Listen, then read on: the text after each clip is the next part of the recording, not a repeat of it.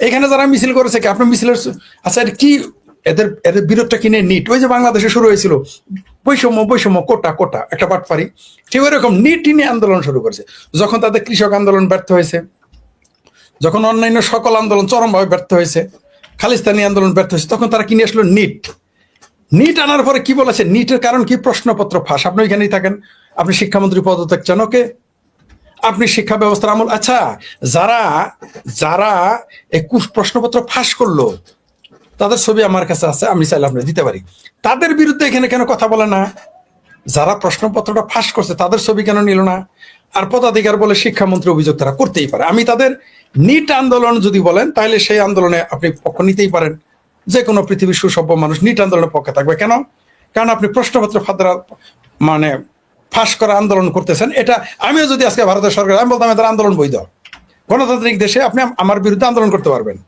ওকে বৈধ আমি আপনার বিরোধী হইল বৈধ করেন কিন্তু আপনি সেখানে কি স্লোগান দিলেন তেরা মেরা রিশতা কি আল্লাহ ইলা ইল্লাল্লাহ ওইখানে ওই স্লোগান কেন আপনি ওইখানে জায়গায় স্লোগান কি দিলেন উমর খালিদ জিন্দাবাদ কেন দিলেন উমর খালিদ একটা জঙ্গি সন্ত্রাসী আপনি ওর নামে কেন স্লোগান দিলেন আপনি ওইখানে গিয়ে কি স্লোগান দিলেন 370 ফের লাएंगे লৌটাएंगे কেন 370 নিয়ে আসবেন কাশ্মীর ওই স্লোগান কেন দিলেন আপনি আবার সপার নেতা গিয়ে ওখানে কি স্লোগান দিল নরেন্দ্র আদিত্যনাথকে হটাইতে হবে আচ্ছা এটা তো শিক্ষামন্ত্রীর ব্যাপার আপনি আদিত্যনাথকে হটাইতেছেন কেন মানে আমার সাথে ঝগড়া হইলো আপনার আমি কেন বলবো হায়দ্রাবাদকে হটাও মানে আপনি আসছেন আলু পোড়া খাইতে মানে এখানে ছাত্র রাজনীতি যদি হয় সে আন্দোলনের প্রতি আমাদের সমর্থন থাকবে তার অধিকারের প্রশ্নে বা সে আন্দোলনের প্রতি যদি আমার সমর্থন নাও থাকে তার বিরোধিতা করা গণতান্ত্রিক অধিকার সে করবে কিন্তু আপনি পুলিশ দাঁড়িয়ে আছে স্প্রে মারলেন কেন পুলিশ দেখবেন শান্ত যে যারা পিটাইলো দেখেন কত বড় বদমাইশ ওই যে বাংলাদেশে যা করছে তাই ঠিক বাংলাদেশের যে সিনেমাটা হয়েছে জুলাই সন্ত্রাসের হুবহু কাট কপি পেস্ট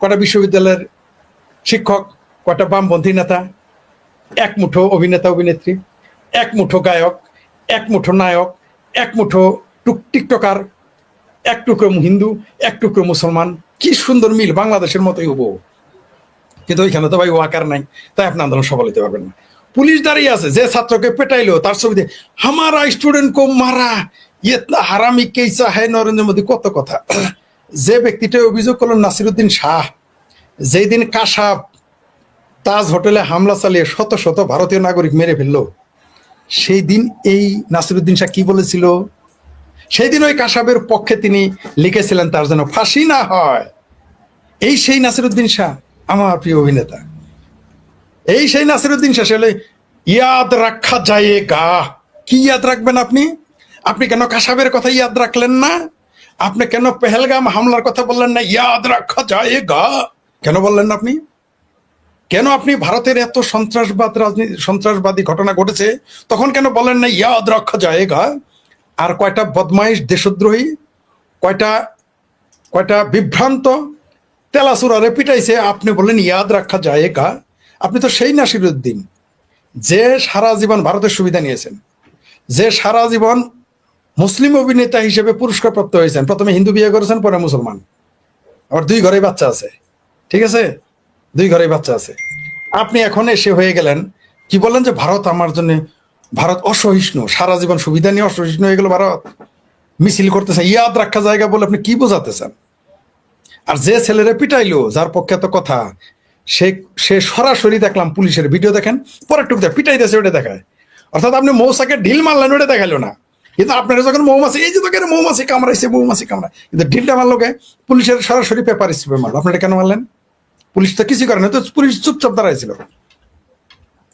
আবার এই বদমাইশ গুলো যখন ইরানে যখন তেহরানের কসাই যখন হাজার হাজার মানুষ মেরে ফেললো তখন বললো এটা ঠিক আছে নরেন্দ্র মোদী একটু পিটাইছে তাতে এদের পশ্চাৎ দেশ জ্বলে যায় ঘটনাটা কি তালমে তো কুছ কালা হায় আবার একজন গায়ক আছে কিছুদিন আগে বলছে ককরোচ পার্টিকে আমি সমর্থন করতে পারি না আজকে হঠাৎ করে ককরোচ পার্টির সমর্থক হয়ে গেল কারণটা কি দালমে কুছ কালা হায় আর যে ককরোচ পার্টির প্রধান সে কি ভারতের ছাত্র সে কি ভারতীয় নাগরিক খোঁজ নেন তো একটু ভারতের নেতারা কোথায় তারা কেন আন্দোলন আসে না আর কারা কারা গেছে সব ফেলটু রাহুল গান্ধী এর তো একবার তো তার বিরোধী দিল পদই চলে গেছে নেতার সে তার নিজের আসন আমেথিতে যার বাপ দাদা 14 গোষ্ঠীর আসন বলা হয় সেখানে সে ফেলটু স্মৃতি অরুণা ইরানির কাছে সে ফেলটু, না স্মৃতি ইরানি, স্মৃতি ইরানির কাছে তিনি ফেল করেছেন, তার বাপদাদার করে মার্কা মারা আসনে ফেল, মানে নিজের বাড়িতে তারা ভোট নাই, সে গেছে দিল্লি দখল করতে। এরা কারা? এরা আর কিছুই না, নরেন্দ্র মোদী 2014 সাল থেকে ক্ষমতায়, এদের আর বরদাস্ত হইতেছে না, পাবলিক তো ভোট দেয় না, তাই এক একদিন এক এক, কখনো কৃষক আন্দোলন, কখনো চাকরির আন্দোলন, কখনো হিন্দু মুসলমান আন্দোলন। এই সেই কংগ্রেস তো যারা বাবরের মাজারে গিয়ে ফুল দেয়, বাবরকে যায় বলে তোমাদের আমরা মনে রাখি, রাম মন্দিরে যায় না। ভারতের রাজনীতিতে আপনি রাম মন্দিরকে হারিয়ে যেতে পারবেন? সৌদি আরবের রাজনীতি করে আপনি মক্কা মদিনা হারাইতে পারবেন? ধরেন মক্কা মদিনাতে ইহুদি এবং খ্রিস্টান রাজনীতি করে, সেও কি মক্কা মদিনাকে হারিয়ে যেতে পারবে? ভারতে যদি কোনো মুসলমানও রাজনীতি করে, সে রাম মন্দিরকে হারিয়ে চলতে পারবে না, প্রশ্নই আসে না, প্রশ্নই আসে না। কারণ আপনি ভারত আর রাম আলাদা করতে পারবেন না, ভারত রামায়ণ আলাদা করতে পারবেন না, ভারত আর রামচন্দ্র আলাদা করতে পারবেন না আপনি। আপনি সেটা আপনি মানবেন না, সেই দেশের সংস্কৃতি মানবেন না, আপনি যা ইচ্ছা তাই বলে যাবেন, হবে না, ওই দেশের মানুষ মানবে না। নরেন্দ্র মোদীকে যারা বিরোধিতা করার স্বার্থে বিরোধিতা করতেছে, নরেন্দ্র আরো তাদের পিত্তি চলে গেছে গেল, জানেন এদের পেট খারাপ হয়েছে কেন জানেন? এদের মাথা গরম, হাইড্রোজেন রেল চালু করে দিয়েছে, হাইড্রোজেন শক্তি দিয়ে এখন রেল, কারণ উন্নয়নের এত দিকে নিয়ে যাচ্ছে, উন্নয়নকে এত উপরে নিয়ে যাচ্ছে, যারা ধারে কাছে নাই। তবে উন্নয়ন করলেই ক্ষমতায় থাকা যাবে এটা আমি বলতেছি না, কারণ শেখ হাসিনা কম উন্নয়ন করে নাই, ক্ষমতায় থাকতে পারে নাই। ষড়যন্ত্র থেকে সতর্ক থাকতে হবে। ভারত অবশ্যই সতর্ক রয়েছে, কারণ ভারতের মানুষ এত বোকা না যেটা বাংলাদেশের মতো মানে এরকম একটা মানে দেউলিয়া রাষ্ট্র বানায় ফেলবে ভারত। ভারতের জনগণ এত বোকা না, ওইখানে কোনো ইউনুস নাই, ওইখানে কোনো ওয়াকার নাই। সুতরাং এই তথাকথিত ফাত্রামি আন্দোলন, আমি আবার বলছি তাদের অধিকার আছে মিছিল করার, আমি তাদের আন্দোলনের অধিকারের আন্দোলন নিয়ে তারা আন্দোলন করবে, এই ব্যাপারে আমার কোনো কথা নেই, তাদের গণতান্ত্রিক অধিকার। কিন্তু এখানে টোটালি ফাত্রামি, এদের মাথা নষ্ট হয়ে গেছে। কারণ হচ্ছে বিদেশি ফান্ড এনজিওদের দোকানদারি বন্ধ হয়ে যাচ্ছে, নরেন্দ্র মোদী এমন কিছু করতেছে, ভারতের কনভার্সন অর্থাৎ ধর্মান্তকরণ বন্ধ হয়ে যাইতেছে, পেটে গুড়াকির শুরু হয়ে গেছে। খ্রিস্টান তো বানাইতে পারবেন না, ধর্মান্তর আরব থেকে টেকা আনতে পারবেন না, মুসলমান বানাইতে পারবেন না, পেটে কি ওই যে ব্রাহ্মণ মেয়ে আনলে 50 লাখ, ক্ষত্রিয় আনলে 40 লাখ, বৈশ্য আনলে 30 লাখ, আর সাধারণ হিন্দু আনলে 10 লাখ, মেয়া বিয়া করলে লাভ জিহাদ, এগুলো তো বন্ধ হয়ে যাবে। এই জন্য এদের মাথা ব্যথা। আর এই যে নেতাদের দেখেন, কে নেতা? শাবানা আজমি এনজিওর নেতা, এনজিওর মালিক, ওয়াংচুক এনজিওর মালিক, কে এনজিওর মালিক? অরুন্ধতী রায় এনজিওর মালিক, সব এনজিওর মালিক ওইখানে গিয়ে হাজির। তো সরকার ওই এনজিওর মালিকদের টাকা আসা বন্ধ করছে। বন্ধ করছে মানে সরকারের খাতায় আগে আসবে, অর্থাৎ আপনি আমার টাকা দিবেন, রাশেদ সাহেব বললো টাকাটা আমার ওইখানে হয়ে আসতে হবে, আমি জানবো যে ফরিদের কাছে কত টাকা গেল।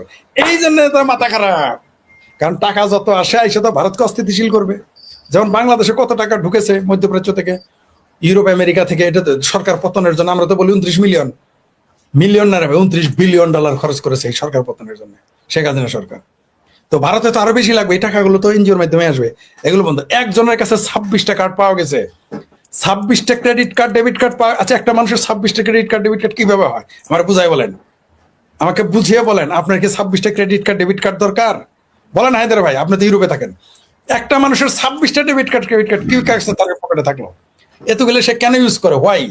এমনি তো মনে করেন ওগুলো সব বৈধ, তারপর আপনি সন্দেহ করবেন না, তারে সন্দেহ করবেন কিনা? আরেক দিকে হইলো, নরেন্দ্র মোদী যদি ক্ষমতায় থাকে তাহলে ভারতের মানুষ জাতীয়তাবাদী হয়ে উঠছে। মনে রাখবেন, জাতীয়তাবাদ যারা সাম্রাজ্যবাদী তাদের জন্য ঝুঁকি, কারণ জাতীয়তাবাদ যদি মানুষের মধ্যে স্প্রেড করে, আমিও জাতীয়তাবাদের পক্ষে না, কিন্তু জাতীয়তাবাদ যদি স্প্রেড করে তাহলে সাম্রাজ্যবাদীরা সেখানে সহজে ঢুকতে পারে না, যখন ভিতরে জাতীয়তাবাদী চেতনা জাগবে। জাতীয়তাবাদী চেতনা জেগেছিল বলেই তো ব্রিটিশদের তাড়াইতে পারছিল। তো জাতীয়তাবাদী চেতনা এই আরএসএস এবং বিজেপি হিন্দুদের মধ্যে এমনকি মুসলমানদের মধ্যে জাতীয়তাবাদী চেতনাটাকে আপনার রেইজ করছে, এটা তাদের জন্য বিপজ্জনক। আর ভারত কিছু চুক্তি করে না, এটা তাদের মাথা খারাপ। ভারত উন্নয়ন করতেছে, এটা তাদের জন্য মাথা খারাপ। এইভাবে যদি ভারত উঠতে থাকে, পৃথিবীর 3য় নম্বর দেশ হয়ে গেছে অর্থনীতিতে, এটা যদি এখন 2 আসে 1 আসে তো মাথা খারাপ। সেই জন্য এখন ভারতকে কমজোর করো, ভারতকে ভাঙো, কারণ ভারত যদি টিকে থাকে পাকিস্তান 5 ভাগ হবে, আরো 2-3টা দেশ ভেঙে যেতে পারে, এমনকি আরো বড় বড় দেশও ভাঙতে, ছোট ছোট সামাদার গেল হিসাবে খাবে, ছোট কয়েকটা দেশ ভেঙে যাবে, আর বড় একটা দেশও ভেঙে যেতে পারে যদি ভারত রাইজ করে। এই জন্য তাদের মাথা খারাপ, মাথা খারাপটা ওইখানে। কারণ এদের মাথা খারাপ হয়ে গেছে, বেলুচিস্তান ভেঙে যাচ্ছে, পেয়ারা পাকিস্তান এদের কষ্ট, তারপরে বাংলাদেশে শেখ হাসিনা ফিরে আসতেছে, এই খবরে আরো তাদের মাথা নষ্ট। সেই জন্য তারা এখন চিন্তা করতেছে যে নরেন্দ্র মোদী হটাও, কিন্তু নরেন্দ্র মোদীকে হটাইলেও কাজ হবে না। ধরে নেন, ধরে নিলাম কমরেড মঈনুদ্দিন খান বাদলের ভাষায় ধরে নিলাম নরেন্দ্র মোদী হটিয়ে গেল, কি হইলো তাতে?